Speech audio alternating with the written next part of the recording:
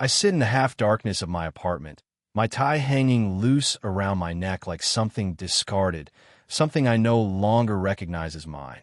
The radiator beneath the window clicks and hums, fighting against the December cold that seeps through the old glass panes. Outside, the city moves in its restless way, car lights streaking past in blurs of red and white, but I cannot bring myself to look. Instead, I stare at my hand. It rests palm up in my lap, fingers slightly curled, as though it is holding something invisible. But it held something real just 3 hours ago. Something that should have been nothing at all. A brief touch skin against skin, in a room full of people who noticed nothing. Yet here I am, studying my own hand as if it belongs to someone else entirely, as if it has betrayed me in the most profound way. The faint smell of whiskey still clings to my shirt collar, mixed with the artificial sweetness of those pine-scented candles they scattered around the loft. I can taste the memory of it on my tongue, that cheap champagne they served in plastic cups, the bitter edge of it lingering long after the last sip. My apartment feels smaller now, the walls pressing closer, the familiar sounds of my roommate moving about in the kitchen somehow distant and unreal. I press my fingertips together, searching for some evidence of what happened, some physical proof that might explain this feeling that has settled deep in my chest. It is not unlike the sensation of falling, that moment when your stomach drops and gravity claims you, except this fall has no ground to meet it. This is a falling that continues, endless and terrifying and strangely exhilarating all at once. Adrian Blackwell held my hand tonight. The thought forms slowly in my mind, each word careful and deliberate, as if speaking it too quickly might make it disappear. Adrian Blackwell, who signs my timesheets and reviews my quarterly reports, who nods when I pass his office and says good morning in that measured way of his, held my hand for maybe 10 seconds in a room full of our colleagues, and now I cannot seem to find my way back to the person I was before it happened. The Christmas party was not supposed to matter.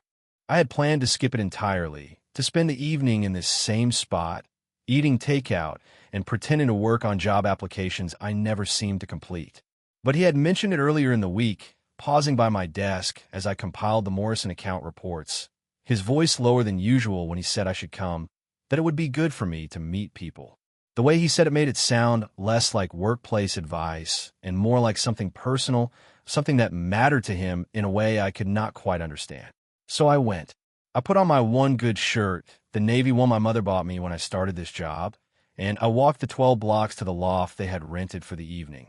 The place was already thick with conversation and laughter by the time I arrived, string lights casting everything in a warm, golden glow that made everyone look softer than they did under the harsh fluorescence of the office. I found a corner near the bar and tried to blend into the brick wall, nursing a whiskey I did not particularly want and watching my coworkers transform into people I barely recognized. Sarah from accounting laughed too loudly at jokes that were not funny. Tom from design had loosened his tie and was gesturing wildly as he told some story about a client meeting gone wrong. Even Mrs. Garrett from HR, who usually treated our interactions like military briefings, was smiling and nodding along to whatever the new intern was saying. Everyone seemed to have shed some essential part of themselves at the door, trading their professional masks for something looser, more human. I felt more myself than ever, which is to say I felt invisible and awkward and deeply aware of how little I belonged in that room. 23 years old, and already convinced that I was somehow behind, that everyone else had received instructions for living that had never reached me. I watched them all and wondered what it must be like to move through the world with such easy confidence, to laugh without calculating whether the sound was appropriate, to exist without constantly monitoring yourself for signs of difference. That is when I noticed Adrian watching me. Not obviously, not in a way that anyone else would have seen, but I felt the weight of his attention like heat against my skin. When I glanced toward where he stood near the windows, talking with the senior partners about quarterly projections or holiday bonuses, or whatever it is that senior people discuss at parties, his eyes were on me. Just for a moment. Just long enough for something to pass between us that I could not name. He made his way over eventually, weaving through the crowd with that careful grace he brought to everything. His suit was perfectly pressed, his dark hair combed back in the same neat style he wore to every meeting. But there was something different about him, too. A looseness around his eyes, a warmth in his expression that the office somehow kept hidden. He asked how I was settling in, whether I was enjoying myself, if I had tried the appetizers that someone from the third floor had recommended. Normal questions, the kind of polite small talk that happens at every office gathering. But the way he listened to my answers, leaning slightly closer to hear me over the music, nodding as though my thoughts about the spinach puffs actually mattered, it felt like something else entirely. We talked about the weather, about holiday plans, about nothing and everything. The conversation flowed in a way that surprised me, easier than our brief exchanges over project deadlines and meeting schedules. He mentioned a book he was reading, asked if I knew the author. When I said yes, that I had read everything the man had written, something shifted in his expression. Interest, maybe, or recognition of some kind. The evening wore on around us, grew louder and more chaotic as people drank more and laughed harder. At some point, the space around us became crowded, bodies pressing close as everyone tried to gather near the bar for the champagne toast they had planned. I found myself squeezed against the wall, Adrian beside me, both of us momentarily trapped by the surge of people. That is when it happened. In the press of bodies and the noise of forced celebration, his hand found mine. Not by accident, not in the confused fumbling of people trying to navigate a crowded space, but deliberately. His fingers laced through mine with the kind of certainty that suggested he had been thinking about it, planning it, waiting for exactly the right moment when no one would notice. The contact sent something electric through my entire body, a shock of recognition that started in my palm and radiated outward until I felt in my chest, my throat, the base of my skull. I looked down at our joined hands, barely visible in the dim light and the chaos around us, and felt the world shift on some fundamental axis. 10 seconds, maybe less, before he let go and stepped away, his expression carefully neutral, as though nothing had happened at all. But something had happened, something that followed me home through the December streets, that sits with me now in this quiet apartment, that has made my own hand feel foreign and electric and full of possibility I do not yet know how to hold. I close my fingers into a fist, then open them again. The sensation is still there, faint but persistent, like the ghost of his touch has taken up permanent residence in my skin. Tomorrow I will go back to the office and sit at my corner desk and pretend to focus on spreadsheets and quarterly reports. We will exchange our usual professional pleasantries, and he will review my work with the same careful attention he always has, and no one will know that anything has changed. But I will know. I will carry this moment with me like a secret I do not yet understand, this brief connection that has opened something inside me I thought was sealed shut. The radiator clicks again, and somewhere in the building a door closes with a soft thud. And I sit in the growing darkness with my hands still tingling and my heart beating just a little too fast, wondering what happens next. The morning after feels like waking into someone else's life. I dress in the same navy shirt, not the same gray tie, take the same subway route I've taken every weekday for the past 8 months, but everything sits differently now. The familiar weight of my laptop bag feels strange against my shoulder. The fluorescent lights in the office seem brighter, more harsh. Even my own reflection in the elevator mirrors looks like a person I am still learning to recognize. Caldwell and Associates occupies 3 floors of a glass building that tries too hard to look important. The kind of place where success is measured in corner offices and the quality of your business cards, where the lobby features abstract art that no one understands but everyone pretends to appreciate. I work on the 7th floor, in a space that was probably meant to be a supply closet before they realized they needed more desks for junior staff. My corner is tucked behind the copy machine and a dying ficus plant that someone waters irregularly with what appears to be coffee dregs. From my desk, I can see the edge of the break room through a gap in the cubicle walls, and if I crane my neck just right, I can catch glimpses of the senior offices down the main hallway. It is not much of a view, but it has become mine. 8 months of compiling reports that disappear into email chains I am never included in, of taking notes at meetings where I rarely speak, of slowly understanding that being eager and earnest is not the same as being essential. The work itself is not terrible. Marketing analytics for mid-tier clients who sell things like ergonomic office furniture and organic dog treats.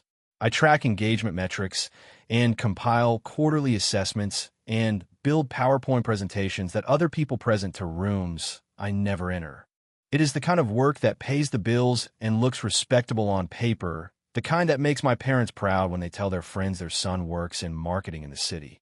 But I'm 23 years old, living in an apartment where the heat only works when you bang on the radiator in exactly the right spot, sharing space with Marcus, who graduated with me and somehow landed a position at a tech startup that gives him stock options and free lunch.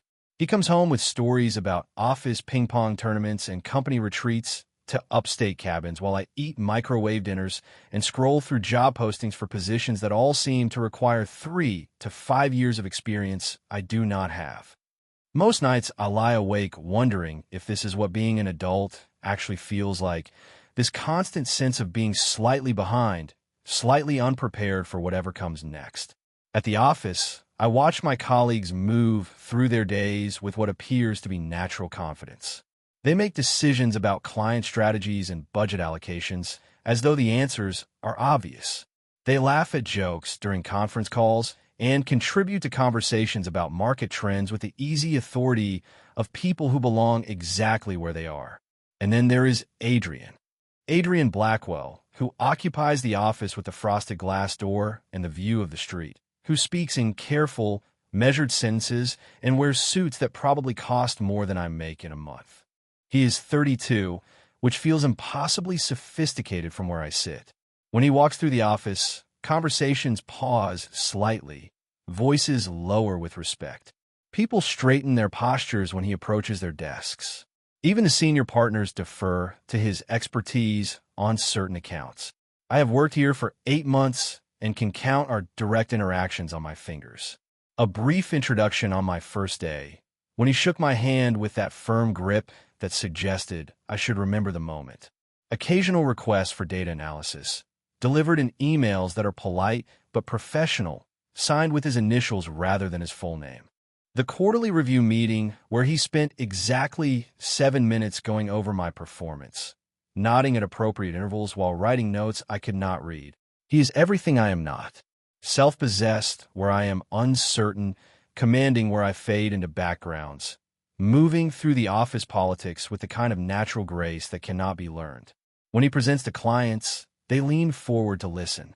When he makes suggestions during team meetings, people take notes. There is something almost magnetic about his presence, the way he can quiet a room simply by clearing his throat. Our most substantial conversation before last night lasted maybe 3 minutes, standing by the break room coffee machine while he waited for his usual black coffee, and I fumbled with cream packets that refused to open properly. He asked how I was finding the work, whether I felt challenged by the Morrison account analysis. I managed to give coherent answers despite the way his attention made me feel suddenly visible, suddenly important. When he said I was doing solid work, that he had noticed the thoroughness of my reports, something warm spread through my chest that I told myself was simply professional validation. But even then, even in that brief exchange over terrible office coffee, I was aware of something else. The way he looked at me when I spoke, as though my answers mattered more than politeness required. The slight pause before he walked away, as if he wanted to say something else but decided against it. These tiny moments that I replayed later in my apartment, examining them for meaning that was probably not there. I told myself I was imagining it, that the loneliness of being young and directionless in a city full of people who seemed to have figured everything out was making me see significance in ordinary interactions. That Adrian Blackwell was simply a decent manager who treated his junior staff with appropriate kindness, nothing more. Now, sitting at my desk with my hands still tingling faintly from last night's contact, that careful rationalization feels as fragile as tissue paper. The memory of his fingers lacing through mine, the deliberate certainty of that touch, the way he held on just long enough for me to understand it was intentional. None of that fits into the safe category of professional courtesy. I stare at my computer screen, pretending to focus on the Henderson Industries engagement metrics while my mind replays those 10 seconds over and over. Around me, the office hums with its usual Tuesday morning energy, but I feel separate from it all, as though I am watching everything through glass. The Christmas party invitation arrives on a Tuesday afternoon, slipped under my keyboard by someone from HR while I am at lunch. When I return to find the cream-colored cardstock with its elegant gold lettering, my first instinct is to throw it away. Company celebrations have never been my territory. I am the person who brings lunch in brown bags and eats alone while scrolling through articles I forget as soon as I finish them. The person who leaves at exactly 5:30 because staying later feels like an admission that I have nowhere else to be, which is true but somehow too honest. The invitation sits on my desk for 3 days, gathering coffee ring stains and the accumulated dust of indecision. December 15th, 7 to 10 p.m., cocktails and hors d'oeuvres in a downtown loft that someone from the senior team knows someone who knows someone. Dress code business casual, which means I will wear my one good shirt and hope it looks intentional rather than like someone playing dress up in clothes that do not quite fit. I might have thrown it away anyway, might have spent that Friday evening in my apartment with Marcus arguing loudly over a video game in the next room, if not for what happens on Wednesday afternoon. I am walking past Adrian's office, arms full of files that need to be distributed to various departments, when his door opens and he steps into the hallway at the exact moment I am passing. We nearly collide, and I stumble slightly, papers shifting in my grip. He steadies me with one hand on my elbow, and for a moment we are standing closer than we have ever been. Close enough that I can smell the faint trace of his cologne, something woodsy and expensive. Close enough to notice the small scar above his left eyebrow that is invisible from any proper distance. Sorry, I say, try to regather the files that have gone slightly askew. I was not watching where I was going. He helps me straighten the papers, his hands brushing mine as we organize the scattered documents. No harm done, he says, and then after a pause that feels longer than it probably is, you got the invitation for Friday. I nod, not trusting my voice to come out steady. You should come, he continues, his voice lower than it needs to be for such a casual conversation. It will be good for you to meet people, get to know the team outside of quarterly reports and budget meetings. There is something in the way he says it that makes it sound less like workplace advice and more like a personal request. Something in the way he is looking at me, as though my answer matters more than professional politeness would require. I will think about it, I manage to say, though we both know I have already decided. Good, he says, and there is something that might be relief in his expression. Good. I hope to see you there. The rest of the week passes in a haze of distraction. I find myself staring at the invitation during lunch breaks, running my fingers over the embossed lettering as though it might reveal some hidden message. I rehearse conversations I might have. Imagine scenarios where I manage to say something clever or insightful, where I fit seamlessly into groups of colleagues who will suddenly see me as more than the quiet person who handles data analysis in the corner. By Friday afternoon, my nerves have crystallized into something approaching panic. I change clothes 3 times in my apartment, discarding options that make me look too young, too eager, too much like someone pretending to be someone else. The navy shirt wins by default. It is the only thing I own that looks remotely appropriate for cocktails in a downtown loft. The address leads me to a building I have walked past dozens of times without noticing. Industrial brick facade with large windows, the kind of space that probably housed factories once and now hosts events for people with enough money to rent atmosphere. I climb 3 flights of stairs, following the sound of music and conversation that grows louder with each step. When I reach the loft, the door is already open, warm light and voices spilling into the hallway. I pause at the threshold, suddenly aware that walking through that doorway will commit me to several hours of trying to be someone I am not sure I know how to be. The space is larger than I expected, high ceilings strung with lights that cast everything in a warm, golden glow. People cluster in small groups, drinks in hand, conversations flowing with the easy rhythm of colleagues who have shed their professional armor for the evening. Someone has set up a bar near the windows, where a bartender in a white shirt serves drinks with the practiced efficiency of someone who has worked dozens of these corporate gatherings. I make my way toward the bar, weaving through conversations about holiday travel plans and year-end bonuses, feeling simultaneously invisible and hyper-aware of my own presence. The bartender, a woman with silver hair and kind eyes, asks what I would like. I request a whiskey, thinking it might make me feel more adult, more like someone who belongs at cocktail parties in downtown lofts. The drink burns, slightly going down, but it warms something in my chest that has been tight since I walked through the door. I find a spot near the brick wall where I can observe without feeling obligated to participate, nursing the whiskey and watching my colleagues transform into people I barely recognize. Sarah from accounting is laughing with a group of people from the design team, her usual professional reserve replaced by something loose and animated. Tom, who normally communicates exclusively through project management software, is telling some elaborate story that has his audience hanging on every word. Even Mrs. Garrett from HR looks different, younger somehow, nodding along to whatever conversation she has found herself in. I watch them all and feel that familiar sense of being on the outside, looking in, of missing some essential instruction manual for human interaction that everyone else received at birth. But tonight, for the first time, the loneliness feels less sharp. Tonight, I am here because Adrian asked me to be here, because something in his voice suggested my presence mattered. And then I see him, standing near the windows with a small group that includes two of the senior partners and someone I do not recognize. He is wearing a dark gray suit that fits him perfectly, his hair slightly looser than it appears in the office. And when he laughs at something one of the partners says, the sound carries across the room like music. Monday morning arrives with the weight of everything unsaid. I sit at my desk, staring at the same Henderson Industries report I have been pretending to review for 20 minutes, but the numbers blur together into meaningless columns. Every few seconds, my eyes drift toward the frosted glass door of Adrian's office, and I feel that same electric current that has been running through me since Friday night. The weekend passed in a strange, suspended state, hours stretching longer than they should have while I replayed those 10 seconds over and over.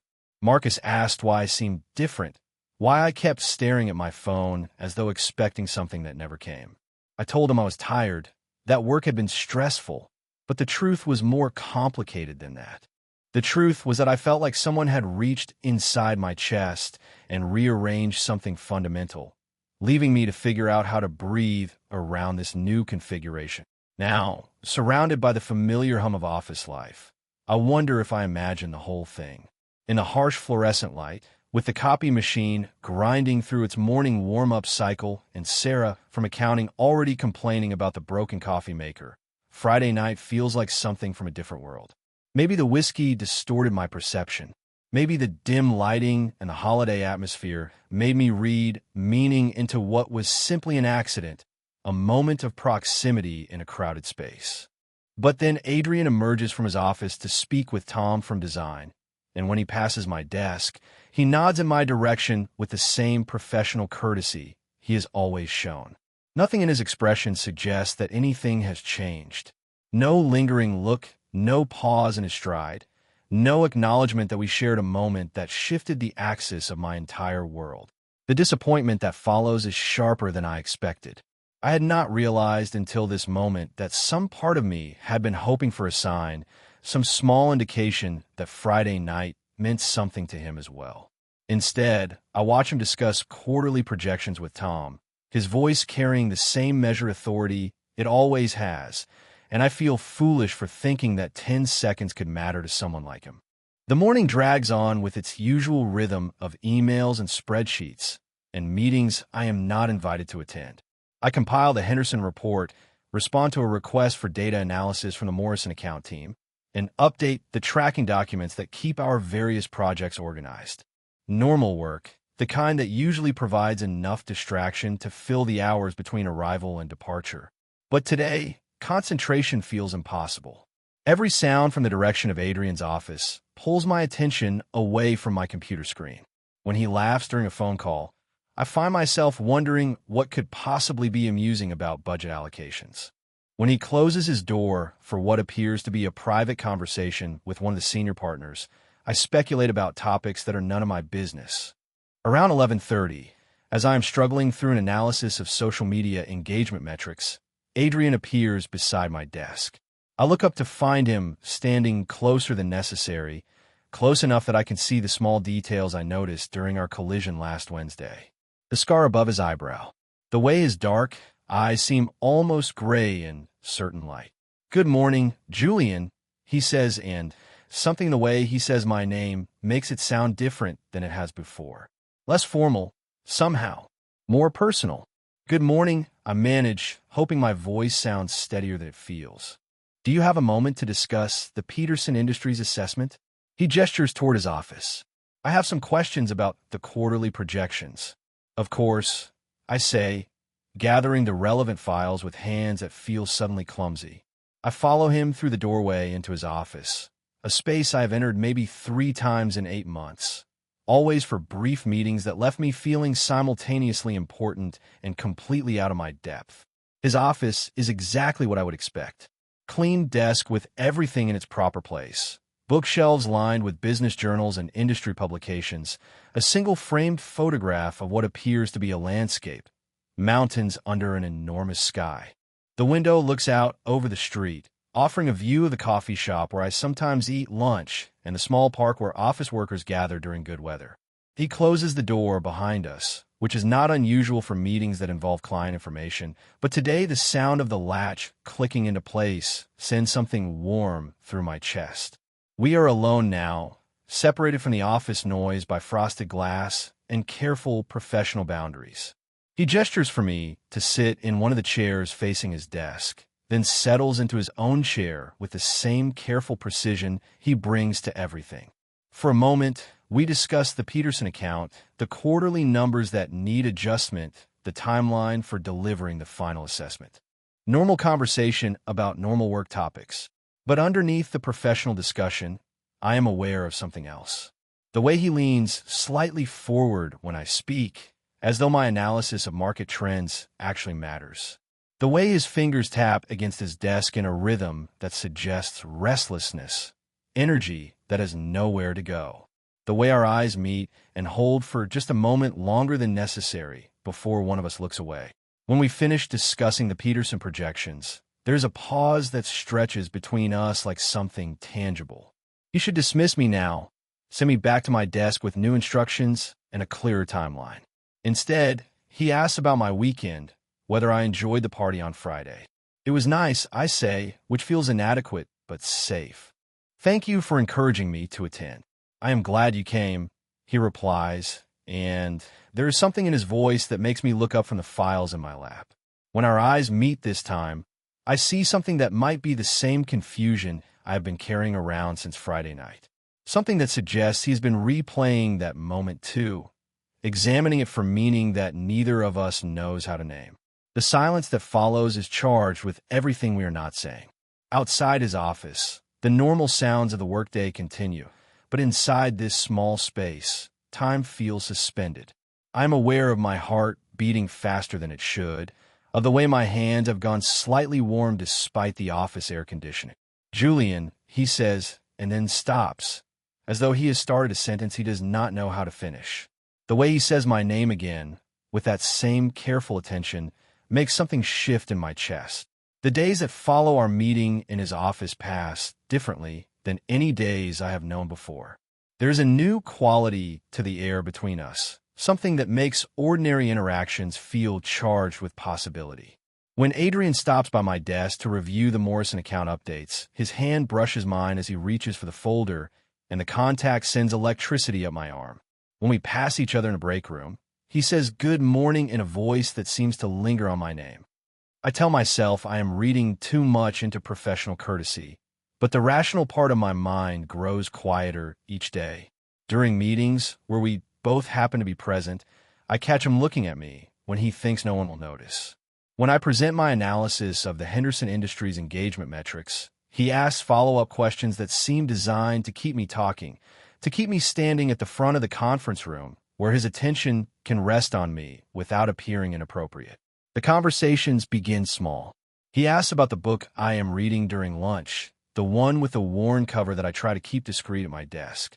When I mention the author, his face lights up with recognition, and we spend 15 minutes discussing themes and character development in a way that makes me feel suddenly visible, suddenly interesting. He recommends another book by the same writer, mentions that he has a copy I could borrow if I'm interested. The next day, he appears at my desk with the book, a slim volume with a deep blue cover that looks well-loved. When I take it from him, our fingers overlap briefly, and neither of us pulls away immediately. "Thank you," I say, though the words feel insufficient for whatever is passing between us. He nods, that small smile playing at the corners of his mouth, and tells me he hopes I enjoy it. I read the entire book that night, staying up until nearly 2 in the morning, absorbing every page with an intensity that has little to do with literature and everything to do with the fact that Adrian chose this for me. The story is about longing and misconnections, about people who circle around each other without ever quite finding the courage to close the distance. When I return it to him the following afternoon, I want to tell him how perfectly he understood something about me that I had never put into words, but instead, I simply say it was beautiful. He asked what I thought about the ending, whether I found it satisfying or frustrating. We end up talking for 20 minutes about ambiguity and hope, about the way some stories leave you with more questions than answers. His voice grows softer as we discuss the final chapter, and I realize we're no longer talking about the book at all, but about something else entirely, something we cannot name directly. The lunch breaks grow longer. What starts as coincidental meetings in the break room becomes something more deliberate. He suggests we walk to the coffee shop down the street, says the office coffee is terrible and he needs something stronger to get through the afternoon. I agree, though I have never been particularly bothered by the office coffee, and we walk the 3 blocks in conversation that flows more easily than it should between a senior manager and a junior analyst. He asks about my college experience, what brought me to marketing, whether I feel challenged by the work we do. I find myself telling him things I have never shared with colleagues before, about feeling lost in the city, about the pressure to have everything figured out at 23, about the gap between what I studied and what I actually want to do with my life. He listens with the kind of attention that makes confession feel natural, necessary, even. In return, he shares pieces of his own story. How he started in a similar position 12 years ago, how the confidence everyone assumes he possesses took years to develop, how he still sometimes feels like he is pretending to know more than he actually does. The admission surprises me, this glimpse of uncertainty beneath the polished exterior everyone sees. We develop a rhythm, these walks that happen 2 or 3 times a week, sometimes under the pretense of discussing work, but more often simply to escape the fluorescent atmosphere of the office. He tells me about the city, points out buildings and neighborhoods I have never noticed despite walking these streets for months. I mentioned the small apartment I share with Marcus, the way the radiator only works when you hit it in exactly the right spot, and he laughs in a way that makes me want to keep finding things that will produce that sound. One afternoon in late January, as we walk back from the coffee shop through streets that smell like snow and exhaust, he asks about my weekend plans. I tell him I have none, which is true but sounds pathetic when spoken aloud. He mentions a gallery opening downtown, an artist whose work he thinks I might appreciate based on our conversations about books and storytelling. He says he was planning to attend, that he would welcome the company if I am interested. The invitation hangs between us like something fragile.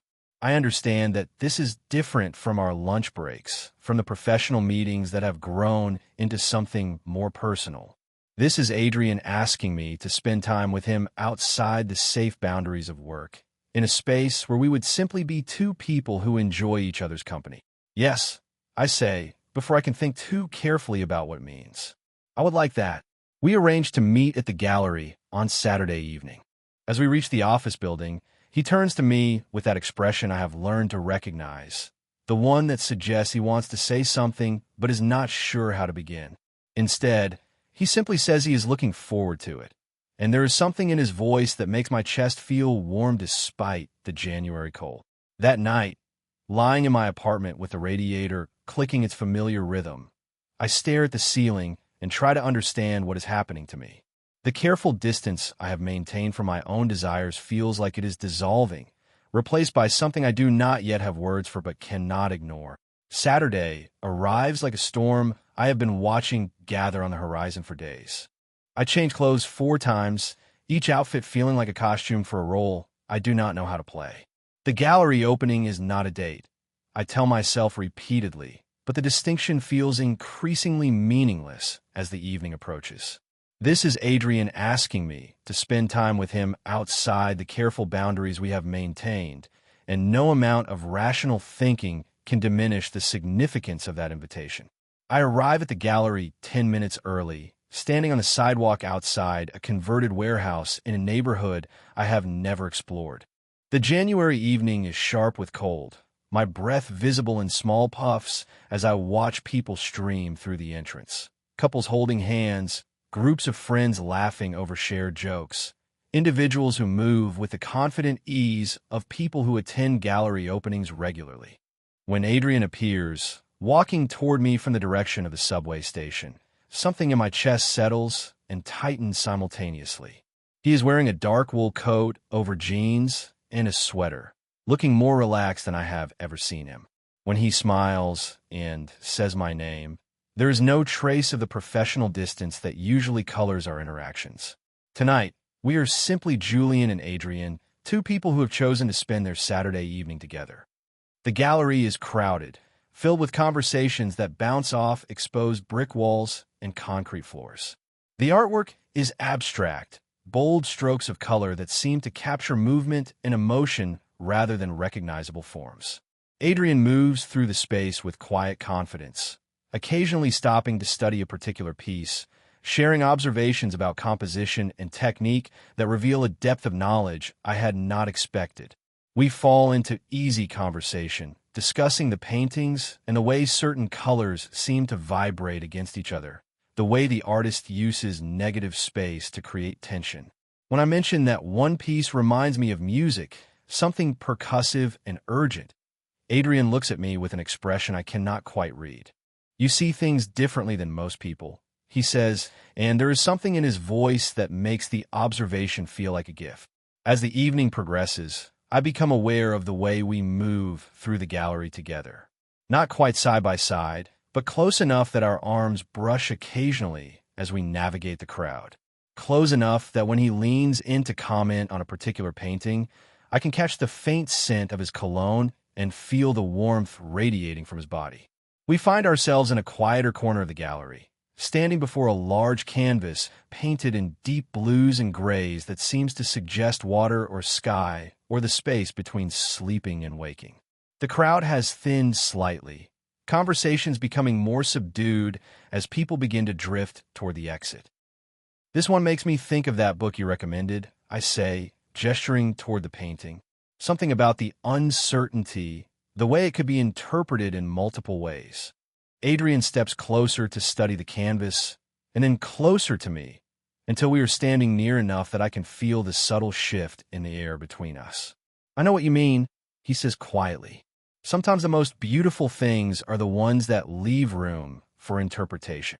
When he turns to look at me, I realize we have moved beyond the safe territory of discussing art. His expression is serious, searching, as though he is trying to read something in my face that I am not sure I know how to show him. The gallery noise fades to background static, and for a moment, we exist in a bubble of silence that feels both terrifying and necessary. "Julian," he says, and the way he speaks my name sounds different than it ever has before. More careful, more weighted with meaning. "I need to tell you something." My heart begins to beat faster, though I am not sure whether from hope or fear. Around us, people continue to move through the gallery, but they feel distant, unreal, as though we are watching them through glass. "These past few weeks," he continues, his voice barely above a whisper, "the conversations we have been having, the time we spend together, it means something to me. More than it should, perhaps, given our professional relationship. The admission hangs between us like something fragile that could shatter if either of us moves too quickly." I want to respond, to tell him that every lunch break has become the highlight of my day, that I have been carrying the memory of his hand holding mine like a secret that has changed the shape of everything I thought I knew about myself. But the words feel too large for my throat. Instead, I find myself saying, it means something to me too. The relief that crosses his face is so profound that I realize he has been as uncertain as I have, as afraid of misreading the signals we have been exchanging. When he reaches out and brushes his fingers against my wrist, just for a moment, the contact sends electricity through my entire body. I should probably mention, he says, his voice gaining strength, that this is complicated for me. Not because of work, though that is certainly a factor, but because I've spent a long time being careful about who I allow close, about what I let myself want. The honesty in his voice makes something shift inside my chest. I understand that he is offering me something precious and fragile, a glimpse of vulnerability that he does not share easily. When I look into his eyes, I see my own confusion reflected back, the same mixture of hope and terror that has been keeping me awake at night. I've been careful too, I say quietly. Maybe too careful. We stand there in the gallery, surrounded by abstract representations of emotion and movement, and I feel the last of my carefully constructed defenses beginning to dissolve. The space between us feels charged with possibility, with all the words we have not yet learned how to say. When we finally leave the gallery, walking out into the cold January night, something fundamental has shifted between us. We walk toward the subway station in comfortable silence, but it is the silence of people who have acknowledged something important, who have stepped across a line that cannot be uncrossed. The week after the gallery opening passes in a strange, suspended state, as though the entire world has shifted slightly off its axis, and I'm still learning how to navigate this new geography. At work, we maintain the careful professional distance we have always observed, but now it feels like performance rather than protection. When Adrian stops by my desk to discuss the Peterson Industries timeline, his voice carries the same measured authority it always has, but I can see something different in his eyes, a warmth that was not there before Saturday night. The knowledge that he feels something too changes everything and nothing simultaneously. We still exchange polite greetings in the elevator, still discuss quarterly projections and client deliverables with appropriate seriousness. But underneath the surface of these ordinary interactions, there's a current of awareness that makes my skin feel electric, makes every casual contact feel significant. On Wednesday, he sends me an email about the Morrison account that includes a single line at the bottom that has nothing to do with marketing analytics. The book I mentioned is available at the library on 5th Street, if you're interested. It is a small thing, almost nothing, but I find myself reading the message 3 times before responding with equal care about both the account status and my plans to visit the library after work. The careful dance we perform around each other feels both exhilarating and exhausting. Every conversation carries the weight of things unsaid. Every glance holds the possibility of meaning we cannot acknowledge in this fluorescent-lit space where professional boundaries define the limits of acceptable interaction. I catch myself watching him during team meetings, studying the way he gestures when making a point, the way his voice changes when he shifts from discussing budget allocations to asking about someone's weekend plans. By Thursday, the tension has built to something that feels unsustainable. When 5:30 arrives and the office begins its usual exodus toward weekend plans and commuter trains, I find myself moving slowly, organizing files that do not need immediate attention, waiting for the space to empty enough that our departure might seem coincidental rather than coordinated. Adrian appears beside my desk as I'm shutting down my computer, his coat already on, briefcase in hand. Walking to the subway, he asks, and there is something in his voice that suggests the question carries more weight than its simple words would indicate. Yes, I say, gathering my things with hands that feel suddenly unsteady. I could use the fresh air. We leave the building together, stepping out into the February evening that carries the sharp promise of spring beneath its winter edge. The streets are busy with people eager to begin their weekends, but as we walk toward the subway station, the crowd seems to part around us, creating a pocket of quiet in the urban chaos. Our conversation begins with safe topics, the Morrison account status, weekend plans that involve nothing more adventurous than laundry and grocery shopping. But as we walk, the words grow more personal, more honest. He tells me about the apartment he lives in alone, how the silence sometimes feels too heavy after days filled with meetings and phone calls and the constant noise of professional interaction. I mentioned the way Marcus has started asking questions about why I seem different lately, more distant but somehow lighter at the same time. When we reach the subway entrance, we both pause, neither quite ready to descend into the underground tunnels that will carry us in different directions. The evening air moves around us, carrying the scent of food from nearby restaurants and the exhaust of buses grinding through their routes. Julian, Adrian says, and the way he speaks my name has become a song I never tire of hearing. I want you to know that whatever this is between us, I do not take it lightly. The complications, the professional considerations, the fact that we are in uncharted territory, I am aware of all of it. I look at him standing in the glow of the streetlight, his expression serious but no longer guarded, and I feel something settle in my chest that has been restless for weeks. I know I say quietly, I'm aware of it too. But I also know he continues stepping closer so that his voice does not have to carry over the street noise, that I have never felt this way about anyone before. The way you see things, the way you listen when I talk, the way you make me want to be more honest about who I am, it matters to me. You matter to me. The admission hangs in the air between us like something precious and fragile. Around us, the city continues its restless motion, but in this small circle of light, we exist in a moment that feels separate from everything else. I reach out then, tentatively, and brush my fingers against his wrist the way he did at the gallery. The contact is brief but deliberate, a quiet acknowledgement of everything we have been building toward. When he does not pull away, when his eyes meet mine with that same mixture of hope and uncertainty I have been carrying, I feel the last of my careful defenses dissolve completely. Whatever this is, I say, my voice steadier than I expected it to be. I want to find out where it leads. We stand there for another moment, not quite touching, but close enough that the space between us feels charged with possibility. Then he reaches in his coat pocket and pulls out his phone, his fingers moving quickly across the screen. My phone buzzes a moment later with a message that contains only 2 words: walk tomorrow.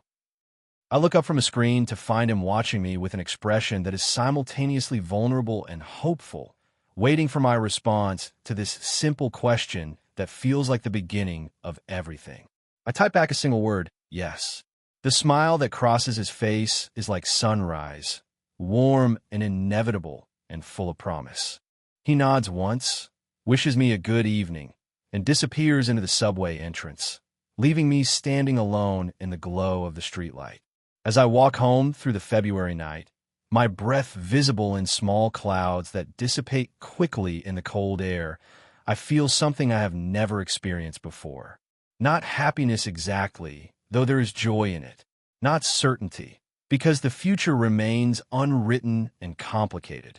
But something like peace, like the recognition that I am finally moving toward rather than away from who I am meant to be.